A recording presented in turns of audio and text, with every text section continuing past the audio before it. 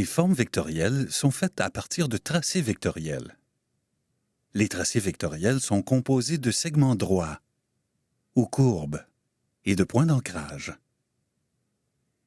Ces points d'ancrage sont de deux types.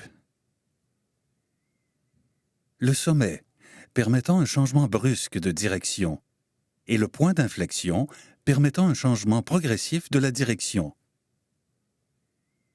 Lorsqu'un point d'ancrage est déplacé, les segments lui étant reliés se réajustent.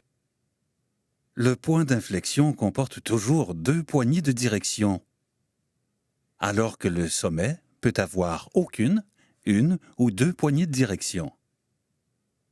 Les poignées de direction sont constituées de lignes directrices et se terminent par des points directeurs. Les poignées de direction permettent de modifier le tracé. L'orientation des lignes directrices et leur longueur ont un effet sur la courbe. Les lignes directrices sont tangentes à la courbe. Elles ont un seul point de contact avec le tracé qui se situe au niveau du point d'ancrage.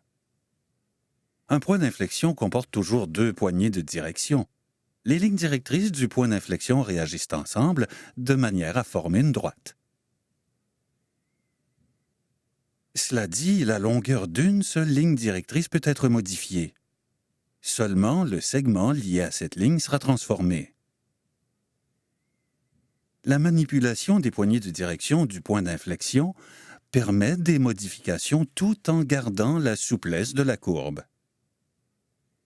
Le sommet, quant à lui, permet de rompre la souplesse d'une courbe. Les poignées de direction du sommet réagissent de manière indépendante, contrairement à celle du point d'inflexion. Lorsque l'orientation d'une seule ligne directrice est modifiée, le point d'inflexion devient un sommet. Seulement le segment lui étant relié réagit à la modification. On peut aussi ajouter des points d'ancrage au tracé vectoriel. Cette technique permet d'élaborer une forme complexe à partir d'une forme simple. L'utilisation de points d'inflexion et de sommets permettra d'obtenir une forme plus détaillée. Les points d'ancrage et leurs poignées de direction permettent une grande exactitude dans la manipulation des courbes de Bézier. Contrôler le tracé vectoriel est beaucoup plus facile lorsque ces éléments sont maîtrisés.